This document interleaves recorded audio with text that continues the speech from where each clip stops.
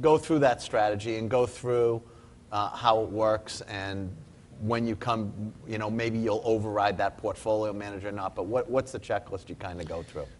So we look for very high quality businesses, what we describe as simple, predictable, free cash flow generative, dominant businesses, a business that Warren Buffett would describe as having a moat around it, right? If you believe that the value of anything financial is the present value of the cash you can take out of it over its life, well, you need to know how much cash it's going to generate over its life. So business quality to us is the single most important criterion for determining what's interesting. Because if we can't predict the cash flows, we don't know what it's worth. If we don't know what it's worth, we can't invest. So we figure out what it's worth, figure out how good the business is, how predictable will this cash flows be from a railroad or a spirits company or a real estate company, shopping mall business.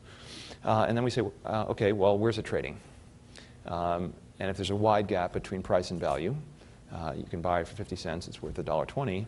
Well, then we're going to take a hard look and try to understand why it trades at a deep discount. And once we understand the reasons, we decide, well, these things that we can solve.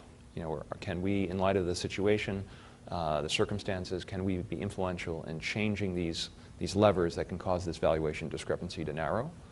And is this a business that, while we're causing the valuation discrepancy to narrow, we can also perhaps contribute to the valuation growing?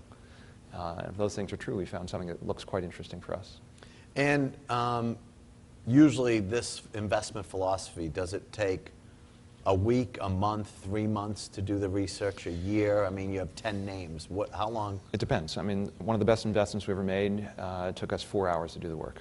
It was during the financial crisis. Which was that? Wachovia Corporation. Okay. So I was on my BlackBerry eating breakfast at the Brooklyn Diner in front of my building, and there was a story went across the, I was just, Wall Street Journal headline, Reuters headline, excuse me, went across saying that Citigroup to acquire the Wachovia banking subsidiaries for $2 in Citigroup stock. Stock was halted. And this was kind of an interesting transaction because they were buying the subsidiaries for Citigroup stock.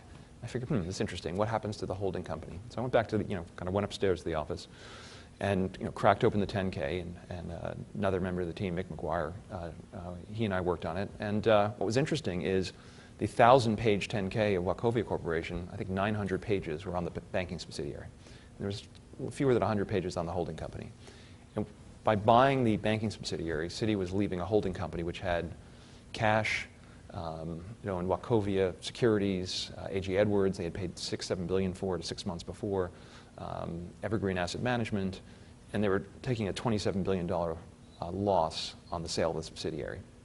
And it also had a liability called non-cumulative perpetual preferred stock, which if you ever want to have a liability in your life, this is the single greatest liability to have. It's a form of equity where you never have to pay a dividend, and when you don't pay them, they don't accumulate. And the worst case is they get a couple directors on the board, and you say hi to them each meeting, and you have this very, and I said, look, this could be our Berkshire Hathaway. And at the end of the day, we figured the asset, in 4 hours we determined the holding company was worth at least $11 to $14 cash, a tax refund that you could carry back the $27 billion loss, recover cash taxes that have been paid. So you have this cash vehicle. You own Wachovia Securities, which is a good wealth management business. Mm-hmm. You own A.G. Edwards, another interesting asset. These are businesses you know well. And the stock opened after it was halted at $1.84. So we said, look, it's worth 11 to 14, $1.84. We bought 42% of the volume for the next 4 days. And then it was acquired by, then Wells came in and put in a topping bid of $7 in Wells Fargo stock, which wasn't actually a topping bid.